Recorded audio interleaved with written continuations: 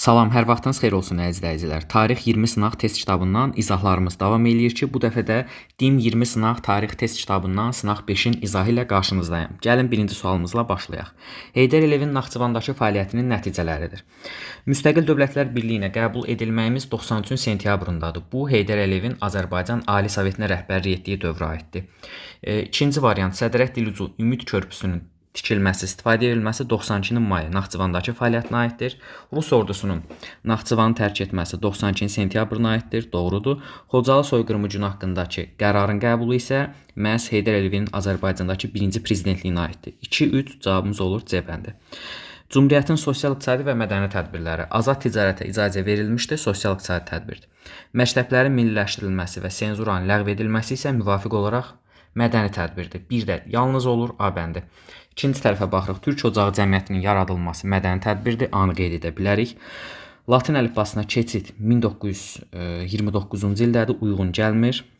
Çünki bu məhz Azərbaycan SSR-ə aiddir. İlk milli kitabxana 19-cu ildə fəaliyyətə başlayıb. Doğrudur. 1A, 2A və C bəndləri. 2də cavabımız oldu A bəndi. Üçüncü suala baxaq. Azərbaycanın 2-ci və 3-cü Respublika dövrünə aiddir. Azərbaycan SSR və Azərbaycan Respublikası. Sosialist quruculuğu keçirilib 2-ci Respublika dövründə. B-də 2-ci Respublika dövrünə aiddir. C. 3-cü Respublika dövrünə aiddir. Heydər Əliyevin müəyyən müddət rəhbərlik etməsi 1969-82 və 1993-2003-cü illərdə də Azərbaycan Respublikasına rəhbərlik etmişdir. Qarabağ General Qubernatorluğu isə 1-ci Respublika dövrünə aiddir, Cümhuriyyət dövrünə. Cümhuriyyətin 19-cu il tarixinə aiddir. Yelizavetpolun Gəncə adlandırılması yanlışdır. Bakı Dövlət Universitetinin təsis edilməsi 19 sentyabrından yaradılır. Noyabrda fəaliyyətə başlayır. Qacarlar dövləti ilə dostluq müqaviləsi 20-ci ilin martı uyğun gəlmir. Naxçıvan General Qubernatorluğu 19 fevralı doğrudur. Və Paris Sülh Konfransında de facto tanınması 20-ci ilin yanvarındadır. Cavabımız 2-4 D bəndidir. 5-ci sualda Eyler-Venn diaqramı 3 dənə respublikamızın tarixi ilə bağlı uyğun bəndləri müəyyən eləməliyik. Bu sualın izahını verməmişdən əvvəl nəzərinizə çatdırım ki, istər 2-ci, istərsə 3-cü qruplarımız bu elanımı yaxşı dinləsinlər. Sizlərə şad xəbərim var. Sınaq qruplarımızı qeydiyyatımız davam eləyir. İstər 1-ci, istərsə 2-ci şans imtahanlarında tarixdən %100 nəticə əldə etmək, boşluqlarınızı müəyyən etmək, çətinlik çəkdiyiniz mövzuları daha da yaxşı mənimsəmək istəyirsinizsə, hər gün Dövlət İmtahan Mərkəzinin qəbul testlərini, model testlərini, sınaqlarını işləyərək, bax bu mühüm sınaqların PDF-lərini, cavablarını, hər birinin izahı verilmiş videoları əldə etmək üçün sınaq qrupumuza qoşula bilərsiniz.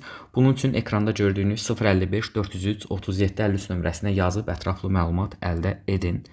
Eyler-Venn diaqramımıza gəldikdə isə Bakıda General Qubernatorluq məhz Cümhuriyyət dövründə yaradılmışdı. Donanmanın mövcudluğu ümumi xüsusiyyətdir. Konstitusiyada Azərbaycan dili haqqında maddənin əlavə olunması Azərbaycan SSR və Azərbaycan Respublikasına aiddir. C bəndini burada qeyd edək. Kollektləşdirmə siyasəti Azərbaycan SSR-ə aiddir. Dağlıq Qarabağ münaqişəsinin tamam olaraq başa çatması isə Azərbaycan Respublikasına aid olur. Belə olduqda 1A, 2D cavabımız oldu A bəndi. Azərbaycanın 30-cu illərinə aiddir. 29, 29, 21. Xankəndi mərkəz olaraq 23-də seçilir. Yanlışdır. Kolxoz hərəkatına qarşı mübarizə 1930-cu ildən etibarən. Azərbaycan həm cənub, həm də şimalının 70-80-ci illərinə aid ümumi cəhət. Sovet işğalına məruz qalması hər ikisinə aid deyil. Qəzet və jurnalların nəşri oxşardır. Cənubda da Varlıq jurnalı nəşr olunurdu 79-dan etibarən. Dövlət müstəqilliyinin bərpası hər ikisinə aid deyil. Mövcud rejimə qarşı çıxışlar oxşardır. Cənubda 29 Bəhman üsyanını nümunə verə bilərik. 2-4 cavabımız oldu A bəndi. 8-ə baxaq, cədvəldə hansı hadisələrin yeri dəyişdirilərsə düzgün xronoloji ardıcıllıq alınır. Ümid körpüsünün istifadə verilməsi 92-nin mayında.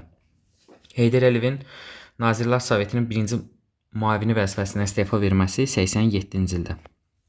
Qanlı 20 yanvar hadisələri 90-cı ilin 20 yanvarında törədilmişdi. Naxçıvan SSR-nin tərkibindən çıxması barədə qərarı 90-cı ilin 19 yanvarında verir.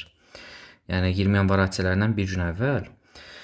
Cənubi Azərbaycanda Varlıq jurnalının çap edilməyə başlanması 1979-cu ildən etibarəndir. Burada demək bir də qeyd eləyim, bu sualda problem var.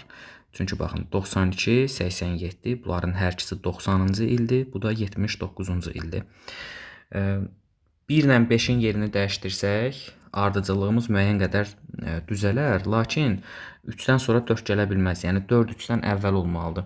Çünki Naxçıvan SSR-nin tərkibindən çıxması barədə qərarı 90-ın yanvarın 19-da qəbul edilib. Qanuni 20 yanvar hadisələri də 90-ın 20 yanvarında olubdu. Hər bir halda 1 ilə 5-in yerini dəyişdirmək daha məqsəd uyğun olar. Lakin bunu dedim, nəzərinizə çatdırım. Uyğunluq, mədəni tədbirlər 23 və 37-ci illər. Savadsızlıqla mübarizə təşkilatı uyğun gəlir, lakin Latin əlifbasına keçid 29 uyğun gəlmir. B variantı olduğu kimi uyğun gəlir 23 və 37-ci illər ardıcıl olaraq. İlk radio 26 uyğun gəlmir. Dövlət Kino İdarəsi 26 uyğun gəlmir. Azərbaycanı öyrənən cəmiyyət uyğun gəlsə də 1-ci Türkoloji Qurultay 26 da uyğun gəlmir. 20-30-cu illərlə bağlı uyğunluq. Azərbaycan 2-ci Sənaye Mərkəzi Gəncə idi, Gəncə. A bəndi ilə işarə olunub. 1-ci Ümumtürk Türkoloji Qurultayı Bakıda keçirilib, Bakı D ilə işarə olunub. 1A, 2D. Cavabımız oldu D bəndi. 11-ci suala baxaq. 1-ci Qarabağ müharibəsi dövrünə aiddir. Xocalı soyqırımı baş verib 92 fevralında. Gəncədə hərbi qiyam 93-cü ilin iyununda olubdu. Böyük Britaniya tərəfindən yox, ABŞ tərəfindən 907-ci düzəliş edilibdir. Dövlət Müdafiə Şurası 93 noyabrında yaradılıb. 1-3-4 doğrudur. Laçın rayonu işğaldan azad edilibdir 2-ci Qarabağ müharibəsindən sonra. Demək, cavabımız 1-3-4 yox, daha doğrusu 1-2-4 burada izah elədik. 1-2-4 də oldu E bəndi. Eyler-Venn diaqramına aiddir. Heydər Əliyevin Naxçıvanda və Azərbaycan Respublikasındakı rəhbərlik dövrü. Türkiyə ilə diplomatik əlaqələrin qurulması bu ümumi xüsusiyyətdir. Naxçıvanda blokadadan çıxarmaq üçün tədbirlər görmüşdür. Respublika dövründə də 3 A-nı qeyd eləyək. YAP-ın təsis edilməsi 92-nin noyabrı Naxçıvan dövrünə aiddir. Müdafiə Şurası 93-ün noyabrı Respublika dövrünə aiddir. İlk milli sərhəd qoşunlarının yaradılmasına başlanılması Naxçıvanda olarkən bu tədbir baş tutmuşdu. Xoracın azad edilməsi 94-cü ildə 1-ci prezidentlik dövrünə aiddir. 1BD, 2CE, 3A. Cavabımız oldu A bəndi. Daha sonra olmuşdur Beyləqan istiqamətində tank hücumlarının qarşısı alınması 93-cü dekabrında, Murovdağ əməliyyatı 94-cü il fevralında, Bişkek protokolu o da 94-dür, lakin maydadır. Naxçıvandan Rus ordusu tərk edir 92-ci sentyabrında, deportasiya başa çatır 91-ci ildə. Demək, daha əvvəl baş verən, daha sonra istəyir daha doğrusu, daha sonrası 94 mayı Bişkek protokolu olur. Cümhuriyyətin daxili və xarici siyasəti ilə bağlı sual. Milli Kitabxana daxili siyasətdir. Latin qrafikalı əlifbəyə keçid olunmayıbdır. Bu fikir yanlışdır. C variantı 18 oktyabrın 5-i daxili siyasətə aiddir. 1 oldu A-nan C. Paris Sülh Konfransında iştirakçı var. Doğrudur. 20-ci ilin yanvarında da müstəqilliyimiz tanınmışdı. Sovet Rusiyası tərəfindən tanınmayıb. Qacar dövlət tərəfindən de jure tanınıbdır. Qazax müəllimlər seminariyası fəaliyyət göstərsə də bu daxili siyasətə aid olur. 1AC, 2A. Cavabımız oldu B bəndi. 14-cü sualda 15-ə baxaq. Xiyabani ingilis qoşunlarını Təbrizdən çıxarmışdı. Pişəvəri Təcəddüd qəzetini nəşr etdirmişdi. Xeyr, Pişəvəri Təcəddüd qəzetini nəşr etdirməyibdi. İctimai İdarə Heyəti təşkil olunub Xiyabani tərəfindən. Doğrudur. Pişəvəri tərəfindən fabrik zavodlar üzərində fəhlə nəzarəti tətbiq edilib. Doğrudur. Cavabımız olur B bəndi. Pişəvəri konstitusiya qəbul etməyib. Əncümənlər ilk dəfə onun dövründə yox, 1905-11-ci ildə yaradılıbdır və Pişəvəri İngilis-Qacar müqaviləsini ləğv etməyib. Ona görə cavabımız bax oldu B. 1-ci Respublika AXC, 3-cü Respublika müasir dövlətimiz. A variantı oxşardır. B variantı oxşardır. D variantı yenə oxşardır. A, B, D və E bəndləri 1-ci və 3-cü Respublikaya oxşar fikirdir. Lakin torpaqların pulsuz paylanılması haqqında qərar 96-cı ildə verilmişdi. Bax, bu 3-cü Respublika dövrünə aid olur. Daha sonra verilənlərin müvafiq olaraq hansı ərazilərə aid olduğunu müəyyən edin. İşğal edilməsilə Respublikada dərin siyasi böhran oldu. Kəlbəcər. Kəlbəcər burada 3 ilə işarə olunubdur. Xəritə ilə bağlı çətinliyiniz varsa, yerləşdirdiyim playlistlərə daxil olub xəritə izahları ilə tanış ola bilərsiniz.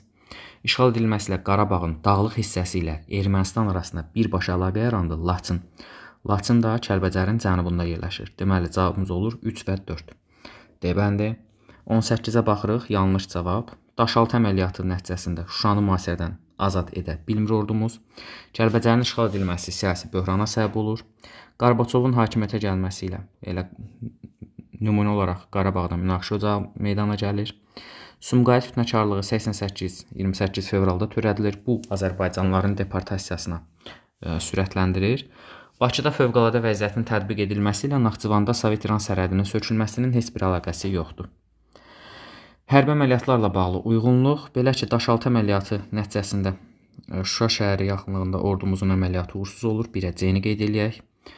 Goranboy əməliyyatından sonra Kəlbəcər, Ağdar, Tərtər yolu nəzarətə götürülmüşdü. Horadiz əməliyyatından sonra Füzulinin 22 məntəqəsi düşməndən azad edilir. Beyləqan əməliyyatından sonra düşmənin tank hücumlarının qarşısı alınır. Beyni qeyd eləyək 4-də. Və Murovdağ əməliyyatından sonra Kəlbəcər rayonu istiqamətində ordumuz çox heyf ki, uğursuzluğa düçar olmuşdu. 1C, 2D, 3E bəndi. Cavabımız oldu 19-da B. 20-ci sualda Heydər Əliyevin fikirlərini görürsünüz. Mətndə bəhs edilən dövrün xüsusiyyəti nədir? Orada Heydər Əliyev qeyd edir ki, Kommunist Partiyasının Sovet İmperiyasının dağılmasının şahidi oluruq. Bizim vəziyyətimiz, xalqın vəziyyəti ağırdır və bu Kommunist Partiyasının buraxdığı kobud və bağışlanmaz səhvlərdir.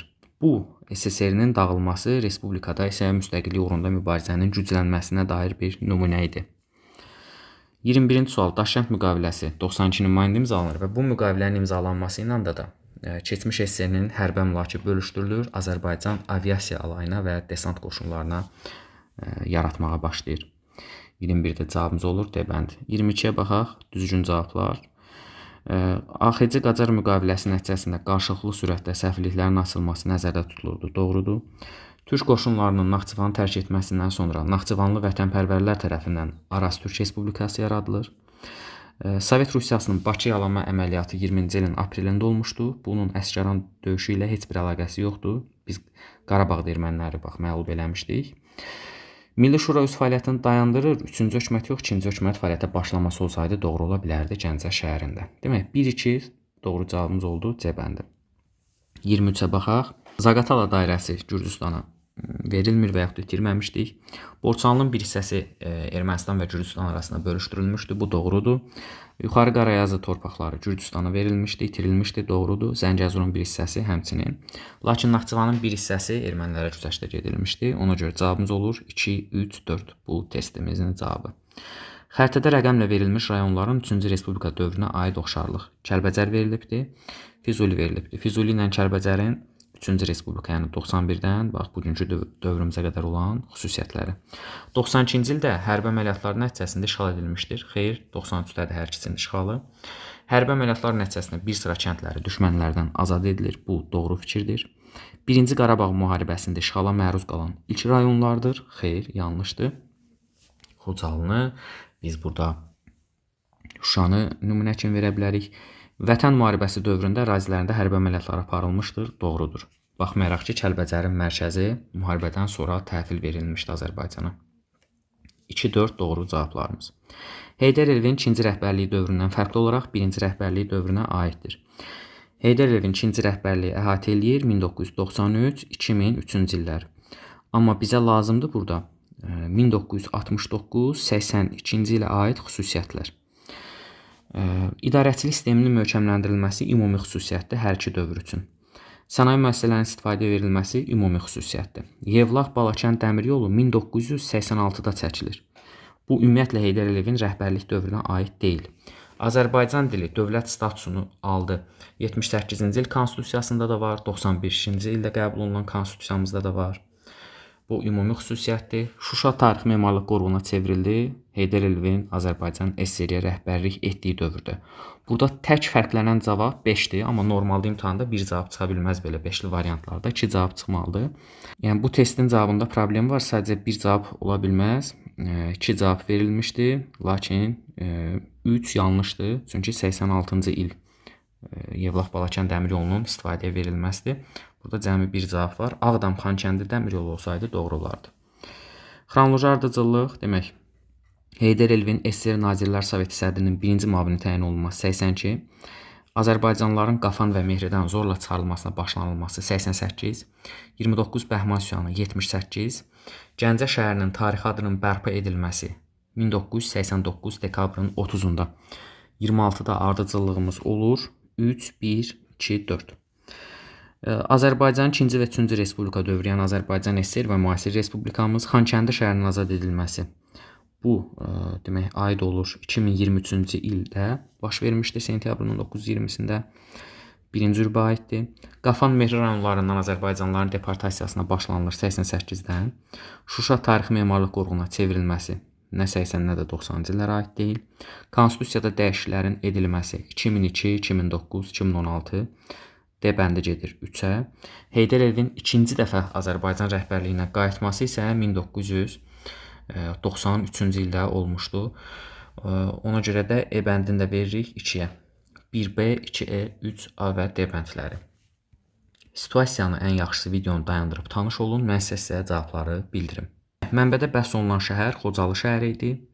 Artıq 5-ci sınağımızın izahıdır ki, kanalda yerləşdirilir. Digər 15 sınağın izahı da məhz bizim kanalımızda paylaşılacaq. Ona görə videonu bəyənib kanala abunə olub, bildirimləri açın ki, ən son məlumatlardan ilk siz xəbərdar olasınız.